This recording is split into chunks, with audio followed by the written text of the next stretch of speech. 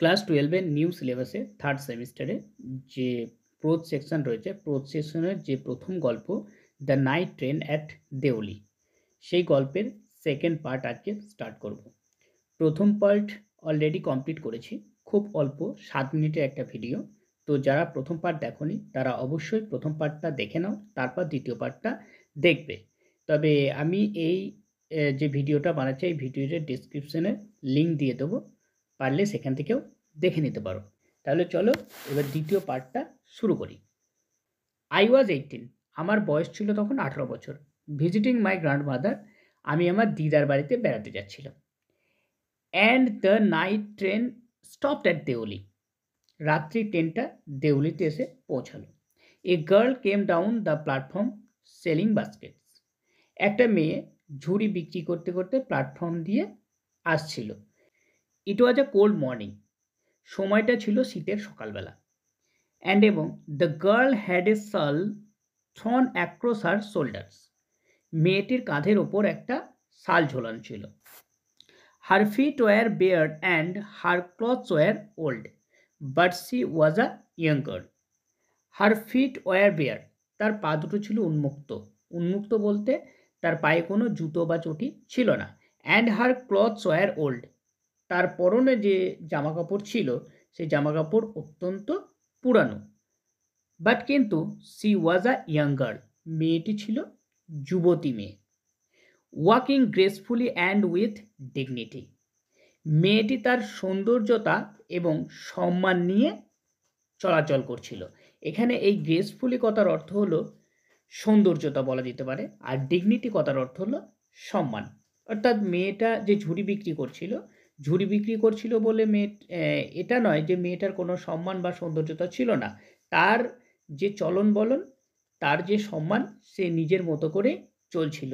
যদিও সে ঝুড়ি বিক্রি করে, কিন্তু ঝুড়ি বিক্রি করলেও তার একটা সম্মান ছিল। এটা এখানে স্পিকার বলতে চেয়েছেন। When she came to my window, যখন মেয়েটি আমার জানলার কাছে এলো, সি স্টপড, সে দাঁড়ালো। She saw that I was looking at her intently, সে দেখলো যে আমি তার দিকে মন্ত্রমুগ্ধভাবে তাকিয়ে রয়েছি। But at first she pretend not to notice, কিন্তু মেয়েটা প্রথমে এমনভাবে ভান করলো যে সে সেটাকে লক্ষ্য করেনি। সেটাকে বলতে এখানে স্পিকার মেয়েটার দিকে এক দৃষ্টিতে তাকিয়েছিল। এই বিষয়টা এই বিষয়টা প্রথমে স্পিকারকে বুঝতে দেয়নি। সি হ্যাড এ পেল স্কিন, তার ছিল ফ্যাকাশে ত্বক। Set off by shiny black hair, যার সঙ্গে খাপ খাইয়ে গিয়েছিল কালো শাইনি চুল। অ্যান্ড ডার্ক ট্রাভেলড আইজ, গভীর উদ্বিগ্ন চোখ। এখানে এটা বলা হয়েছে যে মেয়েটির যে ফ্যাকাশে ত্বক ছিল, সেই ফ্যাকাশে ত্বকের সঙ্গে তার গভীর উদ্বিগ্ন কালো চোখ আর এই শাইনি কালো চুল যেন খাপ খেয়ে গিয়েছিল। অ্যান্ড দেন তারপর দোজ আইজ সার্চিং অ্যান্ড এলোকেন্ট, তার সেই চোখগুলো কিছু খুঁজছিল আর তার চোখের ভাষাতে কিছু বলার চেষ্টা করছিল। যে চোখগুলো মেট মাইন, আমার সঙ্গে আটকা পড়েছিল। এই আমার সঙ্গে আটকা পড়েছিল বলতে মেয়েটা যখন জানলার কাছে এসেছিল, লেখক অর্থাৎ স্পিকার মেয়েটার দিকে এক দৃষ্টিতে তাকিয়েছিল। এবার এক দৃষ্টিতে যখন তাকিয়েছিল, মেয়েটার চোখে চোখ পড়েছিল স্পিকারের। এই ব্যাপারটাই এখানে মেট মাইন্ড বলা হয়েছে।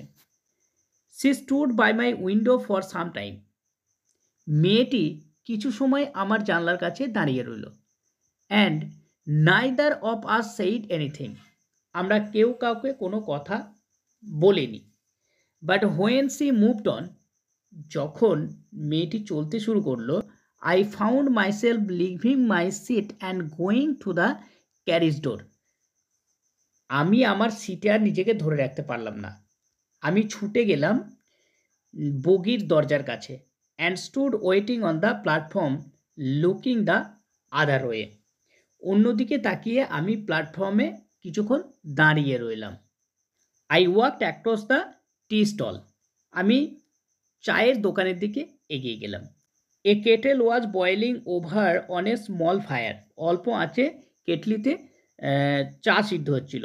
But the owner of the stall, ওই দোকানের মালিক was busy serving tea somewhere on the train. হয়তো ট্রেনের অন্য কোনো বগিতে সেই ব্যক্তি তার চা দিতে ব্যস্ত ছিলেন।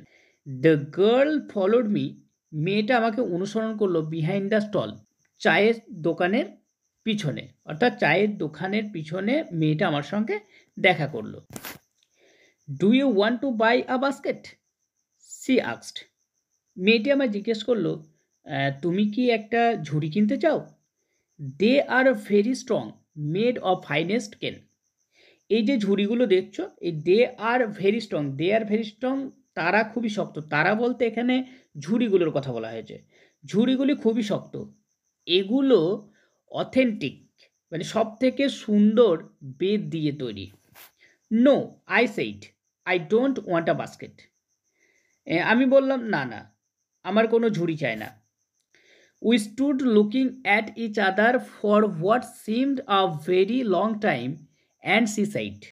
আমরা একে অপরের দিকে কিছুক্ষণ চেয়ে রইলাম। তারপর হঠাৎই মেয়েটা বলে উঠল, are you sure you don't want a basket? তুমি কি নিশ্চিত যে একটা ঝুড়ি তুমি কিনবে না? অল রাইট, ঠিক আছে, গিভ মি ওয়ান। ঠিক আছে, আমাকে একটা ঝুড়ি দাও। আই সেইড, আমি বললাম। And I took the one on top, আমি তার ঝুড়ির ওপর থেকে একটা ঝুড়ি তুলে নিলাম। And gave her A rupee, তাকে 1 টাকা দিলাম। Hardly ডিয়ারিং to touch her fingers, তার আঙুলটা স্পর্শ করার সাহস আমার আর হলো না। অর্থাৎ এখানে স্পিকার চেয়েছিলেন যে যখন ঝুড়িটা নেবেন মেয়েটার কাছ থেকে, ঝুড়িটা নেওয়ার সময় মেয়েটার হাতে স্পর্শ করবেন। এই ক্ষমতাটা স্পিকারের আর হলো না। As she was about to speak, যেই মেয়েটা স্পিকারকে কিছু বলতে গেল, the guard blew his whistle, guard তার বাঁশি বাজিয়ে দিল। সি সেইড সামথিং, মেয়েটা হয়তো কিছু বলল, but it was lost in the clanging of the bell. এই ঘণ্টাধ্বনির ঝনঝনের শব্দ যেন এই মেয়েটার শব্দটা একেবারে হারিয়ে গেল। And the hissing of the engine, আর ইঞ্জিনের হিসির শব্দে। এখানে বলা হয়েছে মেয়েটা কিছু বলতে গেল, মেয়েটা কিছু বললেও যখন গার্ড তার বাঁশি বাজিয়ে দিল, এই বাঁশি বাজানোর ফলে যে বেল বেজে গেল, সেই বেলের যে ঝনঝন শব্দ আর গাড়ির যে হিসির শব্দ, ইঞ্জিনের শব্দ, এই দুটো শব্দ মিলিত হয়ে মেয়েটার কথাটাকে পুরোপুরি চাপা দিয়ে দিল। I had to run back to my compartment, আমাকে তো আমার কম্পার্টমেন্টে ফিরে যেতেই হলো।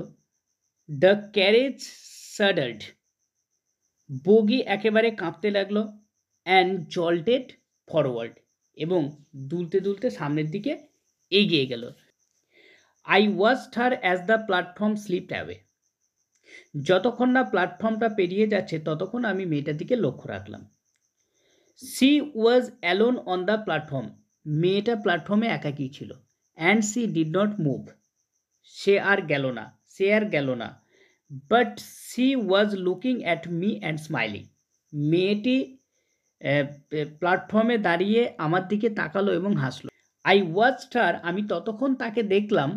আনটিল, যতক্ষণ না the signal box came in the way, আমাদের মাঝখানে সিগন্যাল বক্সটা এসে গেল। And then the jungle hit the station, তারপর জঙ্গলটা স্টেশনকে ঢাকা দিয়ে দিল। বাট কিন্তু আই কুড স্টিল সি, আমি তখনও দেখতে পেলাম হার তাকে, স্ট্যান্ডিং দেয়ার অ্যালোন, ওই প্ল্যাটফর্মে একাকী দাঁড়িয়ে থাকতে। I sat up awake for the rest of the journey, পরবর্তী যে যাত্রা, সেই যাত্রাটায় আমি একেবারে বসে কাটিয়ে দিলাম। I could not rid my mind of the picture of the girl's face and her dark smouldering eyes, উদ্বিগ্ন কালো গভীর চোখ, তার মুখ, এই যে ছবিটা, এটা যেন আমি কখনোই ভুলতে পারিনি। তো সেকেন্ড পার্ট এইটুকুই। তো যাই হোক, ভিডিওটি যদি ভালো লাগে অবশ্যই লাইক, শেয়ার, কমেন্ট করবে। Thank you for watching my video.